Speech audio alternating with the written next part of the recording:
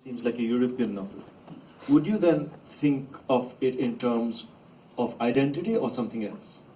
Would you then think that an association is being brought up that's cultural but also formal?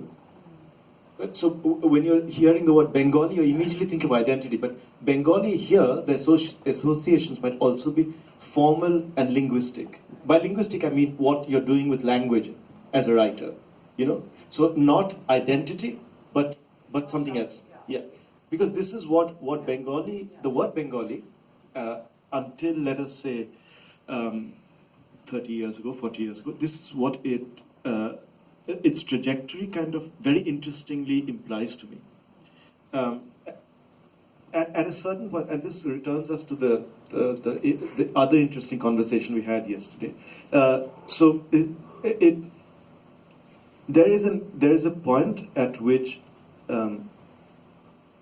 Indian writers, Bengali writers who are writing Bengali novels or poetry. I mean, there's a period in there, and Rosinka has worked on this, of course. It's early 19th century. They're writing in English. The new middle class, you know, in Bengal. They're writing in English. They're writing poetry in English. Around the 1860s is when, and some of these writers, as we know, like Michael Madhusudhan Datta or Bankim Chandra Chatterjee, they begin by wanting to be writers in the English language.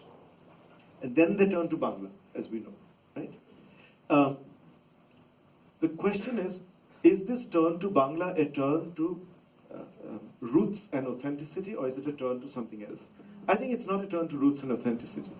At that point of time, Bangla becomes a way of expressing the ambivalence of the modern for the Bengali. It becomes a legitimate language with which to express the ambivalence of the modern.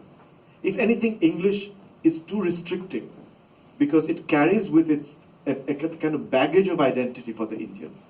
Not just the problematic nature of the colonial relationship, but also to write in English immediately means you're proclaiming yourself not as a Bengali or whatever you might be as a modern, multiply situated, but as an Indian, as a pan-Indian construct. So the problem always has been for the Indian writing in English, how to get out of that particular situation. Now, this is interesting. In Ireland, all the interesting writers who are expressing, most of the interesting writers in that period or just after that period who are writing to work with, to play around with, and to reformulate what it means to be a modern with a multiple inheritance. So we are talking about Stephen Dedalus in Dublin with multiply sort of situated, inheriting various cultures. He does this in English. Joyce does it in English. He doesn't do it in Gaelic. Gaelic might have produced great modernist writers. I don't know enough about Gaelic, but I get a sense as, and maybe it's wrong, this interpretation, but I get a sense that Gaelic was primarily promoted as a language of identity and culture, and therefore remains an unviable curio to a great extent. I'm sure there are departures, working departures from Gaelic. But the great work in Ireland, in terms of expressing what it means to occupy that moment in all its ambivalence, is done in English. The opposite happens in India.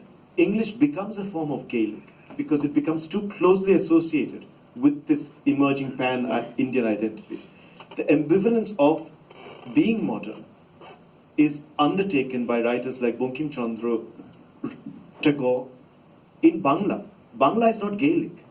Bangla is a modern language meant to express this ambivalent positioning, which exceeds cultural identity. So, that's something. By the way, I mean, towards the beginning, I mean, Tagore was called, again, I think it was called in Rosinka's book, a European poet by his Bengali contemporaries.